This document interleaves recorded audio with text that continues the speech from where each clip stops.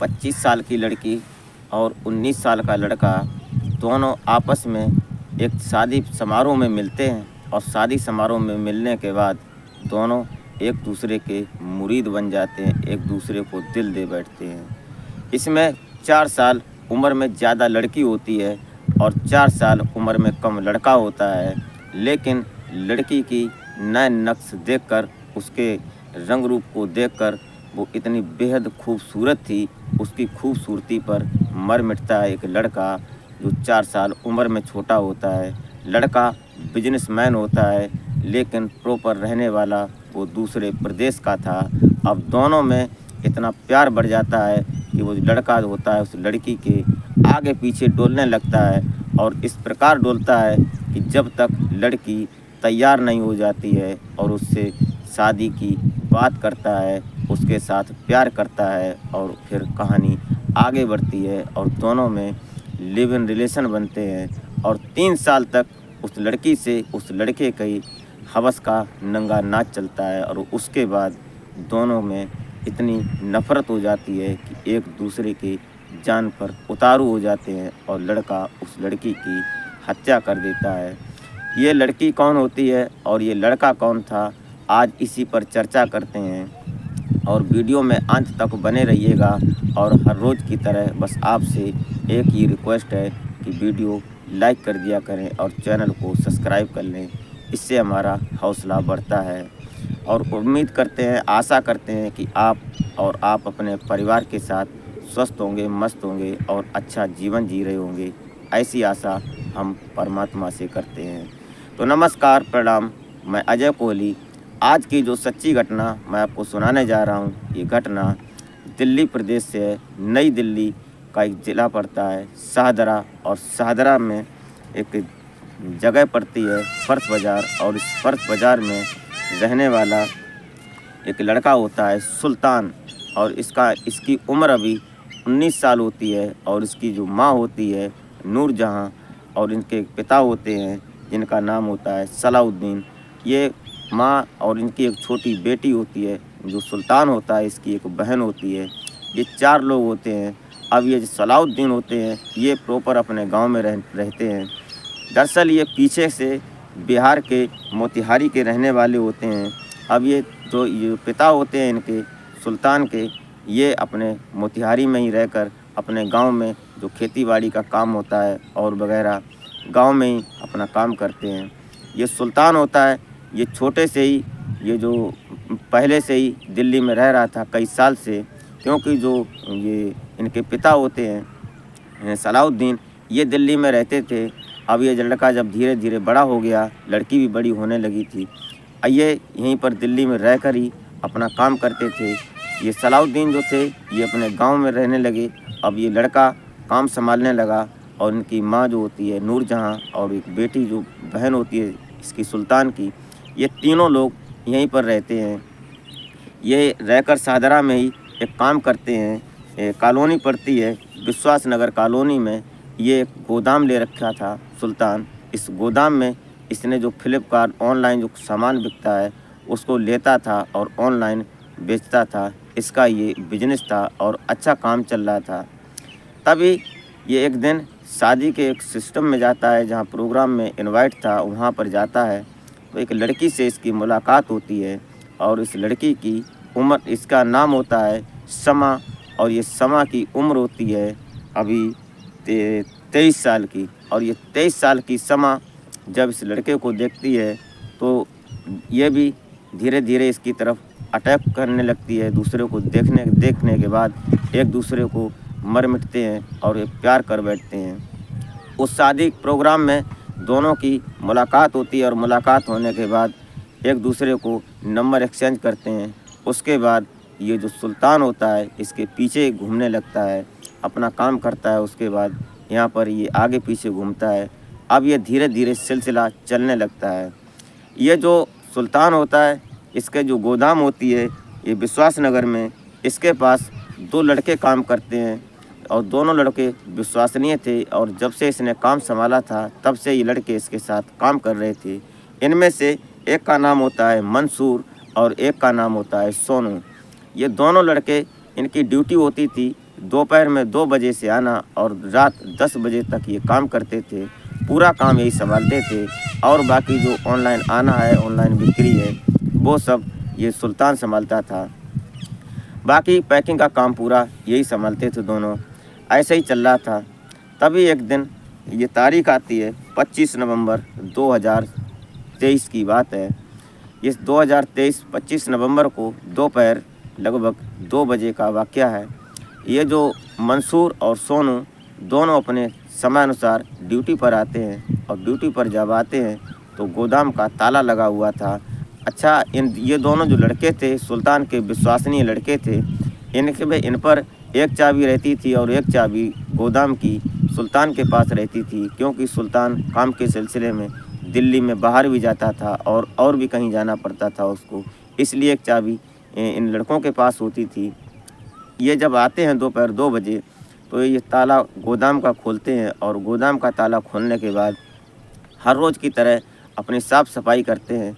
तभी मंसूर की नज़र जो होती है एक कोने में रखी हुई बड़े पैकेट पर पड़ती है, जो बड़े पन्नी के लिफाफे में पैक थी और टेप से उसको पैक किया गया था।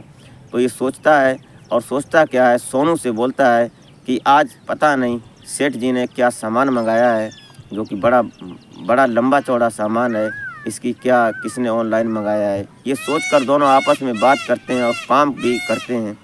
साफ़ सफाई होने के बाद दोनों उस पर चर्चा करते हैं। तभी लगभग 4 बज जाते हैं, 4 घंटे हो जाते हैं और 4 घंटे होने के बाद लगभग 6 बजे के टाइम के आसपास ये मंसूर जो होता है ये टॉयलेट जाता है। टॉयलेट उसी वहीं से निकलती है जहाँ से इसकी जो पैकिंग रखी थी, उसी पैकिंग के बगल से ही होकर वहीं बाथरूम था।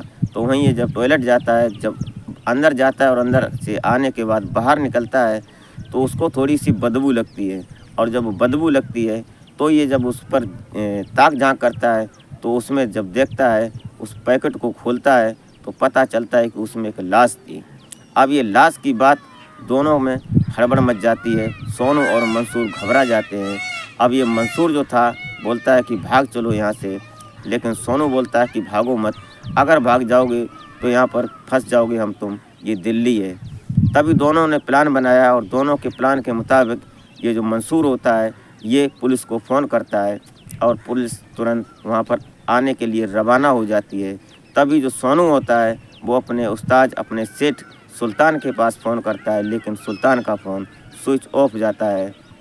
कई बार ट्रेंड करता है, कई बार कॉल करता है, लेकिन उसका फ़ोन जब बंद जाता है तब तक पुलिस यहाँ मौका स्थिति पर पहुँच जाती है। और जब पुलिस वहाँ पहुँचती है तो सोनू और मंसूर दोनों उस पैकेट को दिखाते हैं और पूरा वाक़या विस्तार पूर्वक जब बताते हैं, तब जाकर यहाँ पुलिस जो होती है, पुलिस सोनू के घर पहुँचती है और उस लाश को पोस्टमार्टम के लिए भेज देते हैं। लेकिन जब ये लाश खोली थी तब पता चलता है, पुलिस पूछती है कि ये लाश है किसकी, तो ये जो मंसूर और सोनू होते हैं ये बताते हैं कि साहब ये लाश तो समा की है और समा यहीं पास की रहने वाली होती है। कैलाश जो समाज होती है, ये न्यू संजय कॉलोनी होती है, यहाँ की रहने वाली होती है। अब इन दोनों ने जब न्यू संजय कॉलोनी का नाम बताया तो उस लाश के जो पता बताया उसके धीरे धीरे पुलिस इस समा के घर पहुंचती है। और समा के माता पिता को जब ये बात पता लगती है तो वो रोने लगते हैं और जब उस लाश के पास देखते हैं आकर तो वो भी घबरा जाते हैं। लेकिन ये जो संजय, ये क्या नाम सुल्तान होता है, सुल्तान का फ़ोन अब भी स्विच ऑफ जा रहा था। तब तक धीरे धीरे जब ये सुल्तान के मम्मी होती है और उसकी बहन, उसको बुलाया जाता है, उनसे पूछा जाता है, उसके घर पर पुलिस जाती है तो पता चलता है कि वो भी अपने बेटे को ढूंढ रहे हैं, लेकिन पता नहीं चल रहा है। ये बात सभी लोग उसको ढूंढ रहे थे, पुलिस भी ढूंढ रही थी और उसके माता पिता, वो मम्मी भी ढूंढ रही थी।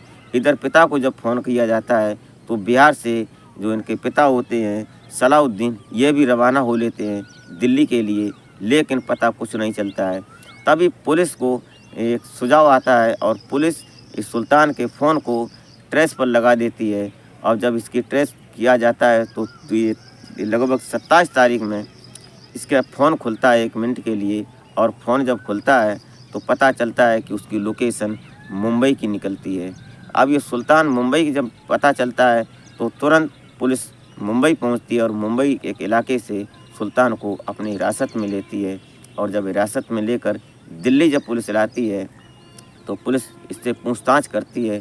तो ज़्यादा कुछ मशक्क़त न करने के बाद इससे सुल्तान ने अपना गुनाह कबूल कर लिया। लेकिन जब ये सुल्तान इस वाक़या को बता रहा था, इस कहानी को सुना रहा था, तो पुलिस भी हैरान परेशान थी और जो उसकी मम्मी और उसकी बहन थी वो भी परेशान थे। दरअसल इसमें बात क्या हुई, जब ये शादी में दोनों मिले थे, शादी के बाद 3 साल तक इन दोनों का रिलेशन चला और एक दूसरे के शरीर की ज़रूरतों को पूरा किया। उसके बाद जब ये सुल्तान को पता चलता है कि जो समा होती है, समा किसी और लड़कों से बात करती है, और इस बात को जब ये सुल्तान होता अच्छी नहीं लगती है, तो सुल्तान समा को रोकता है कि ये तुम फ़ोन किसी से मत करो। लेकिन इसी बीच में ये सुल्तान की माँ जो होती है, ये समा की माँ से शादी की बात करती है, क्योंकि दोनों में इतना प्यार था और एक दूसरे के बिना रहने को मंजूर नहीं थे। तो दोनों ने इस शादी को मंजूरी दे दी थी, दोनों परिवार सहमत थे।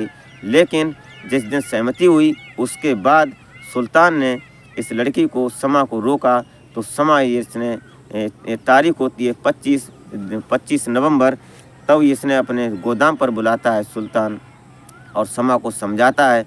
लेकिन समा साफ बोलती है कि तुम अभी 3 साल से हमारे साथ हो, हम इससे पहले कई लड़कों से बात करते थे और अब भी करेंगे, और शादी हो जाएगी तब भी करेंगे। तुम हमें इस पर रोक नहीं लगा सकते और न ही हम रुकेंगे।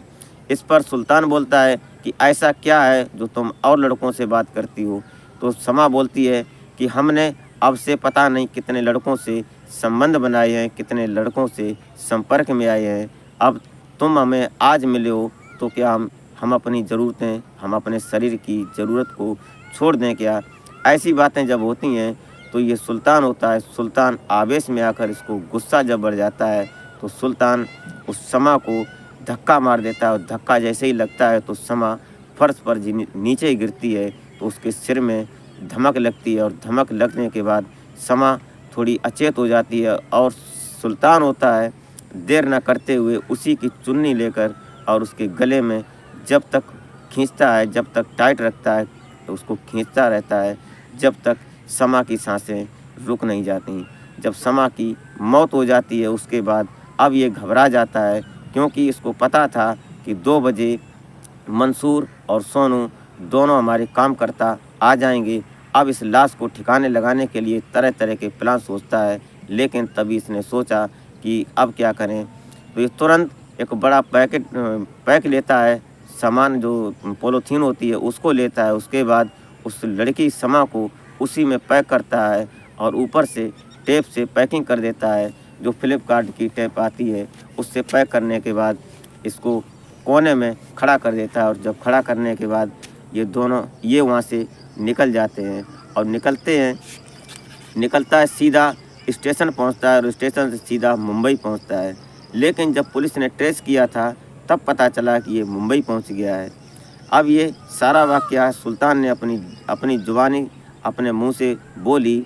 उसके बाद इसकी माँ जो थी सुल्तान की, नूरजहाँ, वो भी भौचक्की रह गई। उसने भी पुलिस के सामने यही कहा कि अगर तुम्हें ये गलत लगी थी लड़की तो तुमने उसकी हत्या क्यों की? तुम उसको छोड़ देते, शादी दूसरी कर लेते, क्योंकि तुम्हें कोई दिक्कत तो थी नहीं, पैसा तुम्हारे पास था, कई लड़कियां मिलती। लेकिन अब करें क्या? जो कहते हैं कि जो समय करता है वो होता है, और इसने समय के अभाव को नहीं समझा और आज ये समय के दलदल में फंस गया। अब ये पछता रहा है, लेकिन अब पछताने से होता क्या है? कहते हैं कि पुलिस और कानून और ये शातिर, चोर, बदमाश, कातिल, ये कुछ भी कैसे भी हों, एक दूसरे की लड़ी हैं। अगर शैतान ये सुल्तान ना बनता तो आज इसके पीछे इनके माँ, इनकी बहन और इसका पिता बिहार से यहाँ नहीं आते और इनका परिवार बिखरता नहीं। एक की गलती और पूरा 2 परिवारों को भुगतनी पड़ रही है। कभी कभी जल्दबाजी में ऐसा कदम नहीं उठाना चाहिए, उस पर सोचना चाहिए, विचार करना चाहिए, और ये गलतियाँ आदमी को ज़िंदगी भर सोचने पर मजबूर कर देती हैं। तो दोस्तों, कैसी लगी आपको आज की घटना? आप राय अपनी कमेंट में ज़रूर दें। और वीडियो अच्छी लगी हो ज़रा सी भी तो लाइक कर दें और चैनल को सब्सक्राइब कर दें, इससे हमारा हौसला बढ़ता है। तो मिलते हैं फिर नेक्स्ट वीडियो में, तब तक के लिए नमस्कार।